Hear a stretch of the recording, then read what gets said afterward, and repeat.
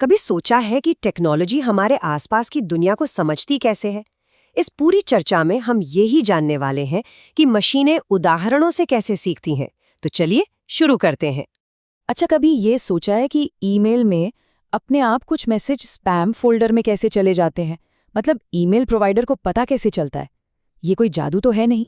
दरअसल इसके पीछे टेक्नोलॉजी का एक बहुत ही दमदार एरिया है जिसे कहते हैं मशीन लर्निंग। यही वो चीज़ है जो कंप्यूटर को पैटर्न पहचानने और फैसले लेने की ताकत देती है। और हमारे उस सवाल का जवाब एक खास टेक्निक में छिपा है जिसका नाम है सुपरवाइज्ड लर्निंग।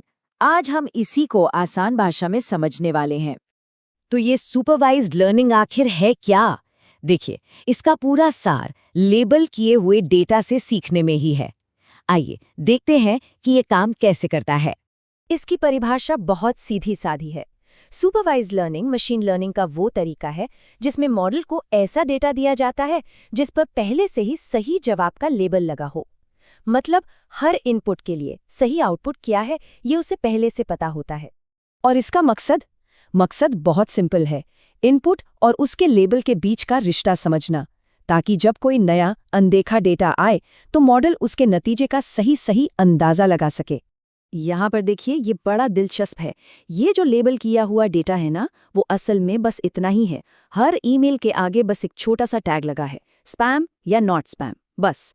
और मशीन वो ऐसे ही हजारों लाखों ईमेल से पैटर्न पकड़ना सीखती है। तो एक मशीन को सिखाने का जो प्रोसेस है वो असल में दिखता कैसा है? ये कोई रहस्य नहीं है, बल्कि एक बहुत ही सिस्टमैटिक तरीका है। ये पूरा काम 4 मेन स्टेप्स में होता है। सबसे पहले हम लेबल वाला डेटा इकट्ठा करते हैं। फिर उस डेटा से मॉडल को ट्रेन किया जाता है ताकि वो पैटर्न सीख सके। तीसरे स्टेप में हम नए डेटा पर मॉडल को टेस्ट करके देखते हैं कि वो कितना सही है। और आखिर में जब वो पास हो जाता है तो उसे असली दुनिया की प्रॉब्लम्स को सॉल्व करने में लगा दिया जाता है। इसको ऐसे समझिए जैसे हम किसी छोटे बच्चे को फलों में फर्क करना सिखा रहे हों। ये एक बहुत ही बढ़िया उदाहरण है इस पूरी टेक्निकल प्रोसेस को समझने के लिए। बच्चे को सेब की तस्वीर दिखाकर बताते हैं ये सेब है, फिर केले की तस्वीर दिखाकर कहते हैं ये केला है। धीरे धीरे इन लेबल वाले उदाहरणों से सीखकर बच्चा खुद ही फलों को पहचानने लगता है। मशीन भी, आप यकीन मानिए, बिल्कुल ऐसे ही सीखती है। सुपरवाइज्ड लर्निंग से हम मोटे तौर पर 2 तरह के काम करवाते हैं। एक है क्लासिफिकेशन, जो किसी कैटेगरी का पता लगाता है, जैसे ईमेल स्पैम है या नहीं।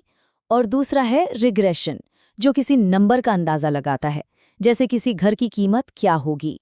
चलिए अब सुपरवाइज्ड लर्निंग के एक बहुत ही सरल लेकिन बड़े काम के टूल पर फोकस करते हैं, लीनियर मॉडल्स।